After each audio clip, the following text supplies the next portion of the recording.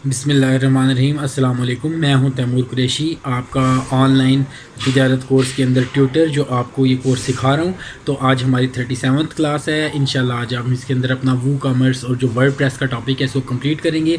आज हम बहुत इंपॉर्टेंट चीज़ें देखने के लिए जा रहे हैं, जैसे कि सबसे पहले हम देखेंगे कि किस तरीके से हमने गूगल एनालिटिक्स के साथ अपने स्टोर को लिंक करना है, कनेक्ट करना है, ताकि हमारे स्टोर की जितनी भी कंप्लीट डाटा इन्फॉर्मेशन है वो हमारे पास आए। जैसे कि मिसाल के तौर पे इस टाइम हमारे स्टोर के ऊपर कितने लोग मौजूद हैं और वो किस किस जगह के ऊपर हैं, कौन से कंट्रीज़ में हैं, कौन से सिटीज़ में हैं। उसके अलावा हमारे स्टोर के ऊपर वो कितनी देर रुक रहे हैं और कौन कौन सी प्रोडक्ट्स के अंदर उनकी दिलचस्पी है। इस तरीके से हम अपनी जो परफॉर्मेंस है उसको बेहतर कर सकते हैं। तो ये हमने सीखना है। सेकंड नंबर पे हमने सीखना है कि किस तरीके से हम प्रोडक्ट ऑप्शंस लगा सकते हैं। जैसे मिसाल के तौर पर हमारी कोई प्रोडक्ट है वो ब्लैक और रेड कलर में है, हम चाह रहे हैं कि वो ऑप्शंस जाएँ हमारे कस्टमर के पास, तो हम एक ज़बरदस्त सा प्लगइन है उसको यूज़ करते हुए काम करते हैं, वो हमने सीखना है। और लास्ट चीज़ हमारी विजिट्स। अगर आप चाह रहे हैं आपके स्टोर के ऊपर कैलेंडर आए ताकि जो कस्टमर आए उसको कैलेंडर नज़र आ रहा हो या आपकी प्रोडक्ट्स शो हो रही हो, तो ये किस तरीके से करनी है इंशाल्लाह ये चीज़ भी हमने देखनी है। तो ये तीनों चीज़ें आज हमारी क्लास में कवर होंगी। आपने एंड तक क्लास कंप्लीट देखनी है ताकि आपको इन सब चीज़ों की समझ आ जाए। तो मैं अपने लैपटॉप की स्क्रीन ऑन करता हूँ और स्टार्ट करते हैं। तो उम्मीद करता हूँ कि मेरे लैपटॉप की स्क्रीन आपको नज़र आ रही होगी। अब ये मैं अपने वर्डप्रेस के डैशबोर्ड के ऊपर चला गया। सबसे पहले हमने ये देखना है कि किस तरीके से हम यहाँ पे प्रोडक्ट ऑप्शंस डाल सकते हैं। इसके लिए मैं प्लगइन्स पे जाके ऐड न्यू कर लूँगा। अब यहाँ पे मैंने सर्च करना है प्लगइन को, इसका नाम है variation switches for WooCommerce. जो हम ये लिख के सर्च करेंगे तो ये देखिए हमारे सामने आ गया। इसका लोगो याद रखिएगा। इंस्टॉल कर लें सबसे पहले आप इसको। इंस्टॉल करने के बाद आपने इसको एक्टिवेट कर देना होता है। हर प्लगइन पे ऐसे ही करना होता है। जब आप इसको एक्टिवेट कर लेंगे तो अब आपके जो डैशबोर्ड है उसके ऊपर वो ऑप्शंस नमदार हो जाएंगी। कैसे होंगी, इसके लिए आपने प्रोडक्ट्स पे जाना है और उसके बाद फिर आपने यहाँ पे एट्रीब्यूट्स पे चले जाना है। अब हम कलर का एट्रीब्यूट बनाना चाह रहे हैं, यहाँ पे आप कलर लिख दें। उसके बाद फिर जो जो कलर आप ऐड करना चाहते हैं आप नीचे से सिलेक्ट करें कलर, और उसके बाद फिर आप उसको कोड के ज़रिए से भी और वैसे भी डाल सकते हैं। उससे पहले ऐड एट्रीब्यूट्स कर लें। जैसे ही करेंगे देखें यहाँ पे आ गया। अब उसके बाद कॉन्फ़िगर के ऊपर आप जाएंगे।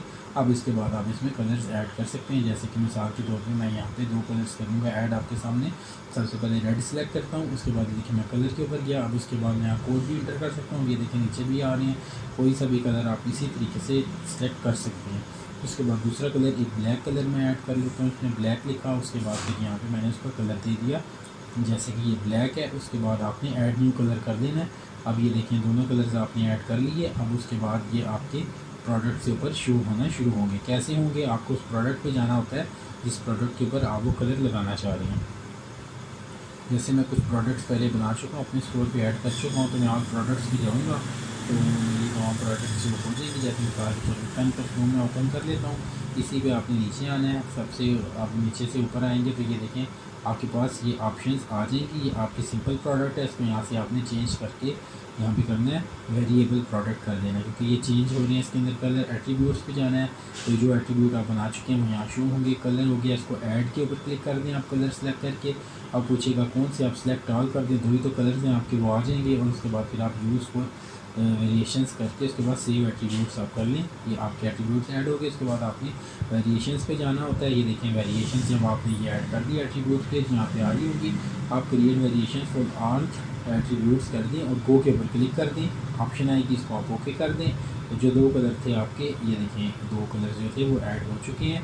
इसकी लेकिन प्राइस जब तक सेट नहीं करेंगे काम नहीं करेगा। प्राइसिंग सेट करनी ज़रूरी होती है इसके अंदर। प्राइस सेट करने के लिए देखिए जैसे कि ये ब्लैक है और ये है, आपने इसकी प्राइसिंग सेट करनी है। इसकी ऑप्शंस नीचे से आएंगी। लेकिन इसको मैं कैंसिल करता हूँ। ये नीचे मैं जाके जब इसकी डिटेल्स खोलूँगा ये देखिए जैसे कि ब्लैक है और ये रेड है। इसकी मैं डिटेल खोलूँगा, यहाँ पे ये देखिए ये आ रही है। अब ये यहाँ पे हम इसकी जब तक प्राइस सेट नहीं करेंगे आपके प्रोडक्ट में ये शो नहीं होगा।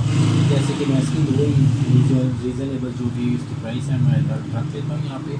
ये देखिए मैं इसकी रेगुलर प्राइस मैंने रख दी और उसके बाद फिर मैंने सेव चेंजेस पे क्लिक कर दिया। और अब ये मेरी प्रोडक्ट ये देखिएगा, ये यहाँ पे मेरी प्रोडक्ट जहाँ मेरी मौजूद थी स्टोर पे उस पर ये दोनों एट्रीब्यूट्स आना शुरू हो चुके होंगे। अब मैं वापस अपने स्टोर के ऊपर जाके देखता हूँ कि आया ये वाकई वहाँ पे शो हो भी रहे हैं या नहीं हो रहे। ठीक है, अगर ये सारे इसको अपडेट भी कर लेता हूँ मैं अपनी पोस्ट को।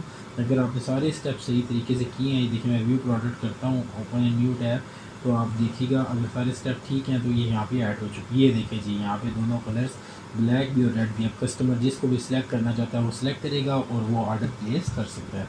तो ये प्रोडक्ट ऑप्शन ज़रूरी थी जो आपको मैंने बताना चाहिए थी। उसके बाद अगली चीज़ गूगल एनालिटिक्स पे आती है, बड़ी ज़बरदस्त साइट है analytics.google.com पे चले जाएँ।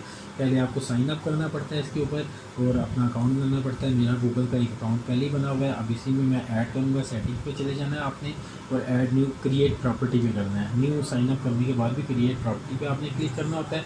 ये स्क्रीन आएगी। सबसे पहले आपने कोई भी नेम दे देना है, बेशक वो वेबसाइट का कोई सा भी नाम आप रख सकते हैं जो आपको पसंद हो। उसके बाद फिर टाइमिंग शो होगी, पाकिस्तान में तो पाकिस्तान की टाइमिंग मैंने सेट कर दी। उसके बाद आपने नेक्स्ट कर देना है इसको।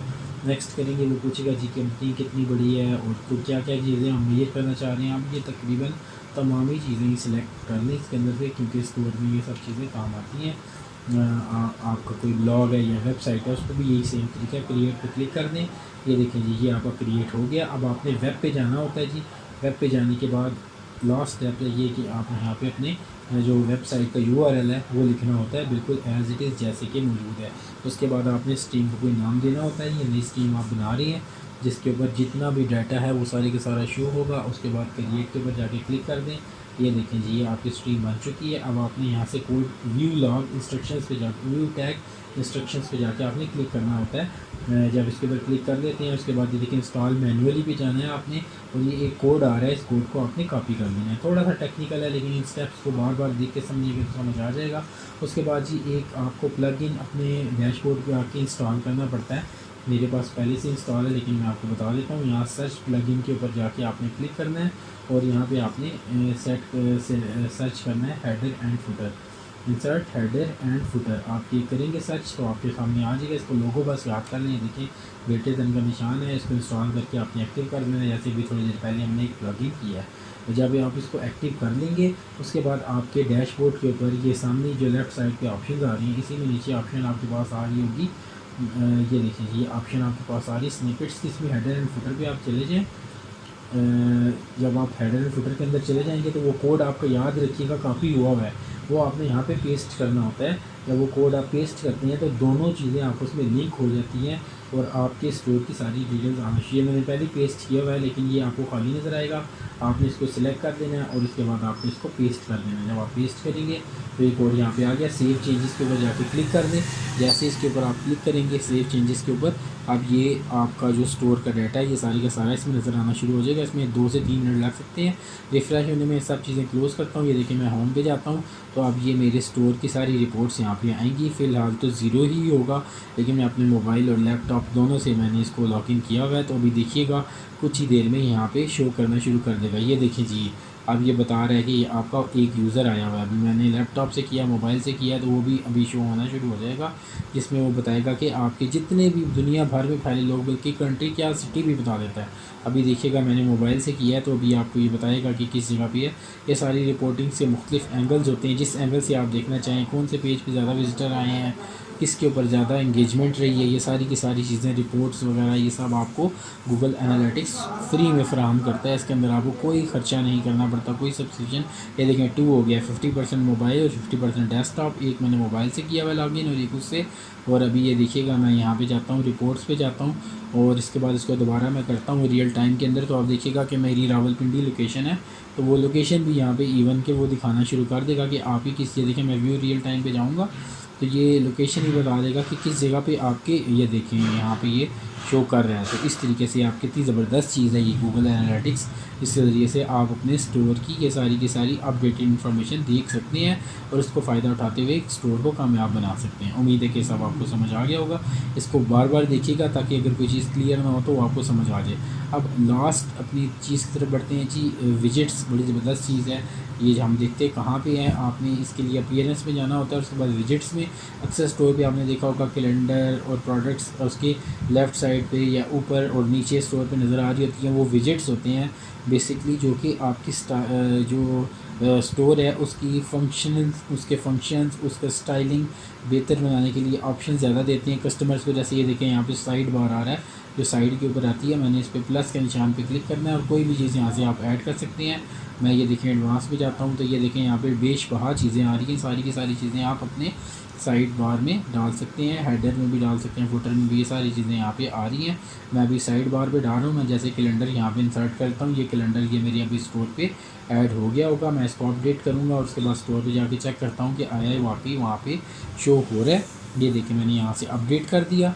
अपडेट करने के बाद वापस अपने स्टोर पे गया। अब उसके बाद देखिए मैं किसी भी पेज पे जाता हूँ, ये तो मेरा एलिमेंटर वाला पेज है, इसे यहाँ शो नहीं हो रहा है। ये देखें सैम्पल पेज, यहाँ पे कैलेंडर बेहतरीन अंदाज में आ रहा है। इसी तरीके से आप कैलेंडर के साथ साथ कोई और चीज़ भी ऐड करना चाहते हैं तो इस तरीके से आप ऐड के ऑप्शन के ऊपर जाएँ और उसके बाद जो भी चीज़, जैसे मैं अपनी प्रोडक्ट्स शो करना चाहता हूँ तो वो प्रोडक्ट्स भी मैं यहाँ पे शो कर सकता हूँ। अगर ढूंढने में आपको देखें, अगर सर्च करने से मिल जाए ठीक है, नहीं तो ऊपर सर्च के ऑप्शन पे भी आप जाके लिख सकते हैं। जैसे कि मैं यहाँ प्रोडक्ट्स लिखता हूँ तो प्रोडक्ट से रिलेटेड एलिमेंट्स आ जाएंगे। उसके बाद मैंने इसको ड्रैग एंड ड्रॉप के ज़रिए सिंपल बस आपने करना है। ये देखें मेरी प्रोडक्ट्स भी आ गई। अब मैं इसको अपडेट कर देता हूँ। अब मैं दोबारा स्टोर पे जाके जब देखूँगा तो ये चंद ही सेकंड के अंदर अपडेट हो जाता है। तो ये देखें जी यहाँ पे सारी प्रोडक्ट्स शो हो रही हैं। तो ये हमारी आज की क्लास थी। उम्मीद है सब कुछ समझ आया होगा। हमारे चैनल को सब्सक्राइब कर लें। इंशाल्लाह ज़िंदगी रही तो नेक्स्ट क्लास में आपसे मुलाकात होगी। अपना ख्याल रखिएगा। अल्लाह हाफिज़।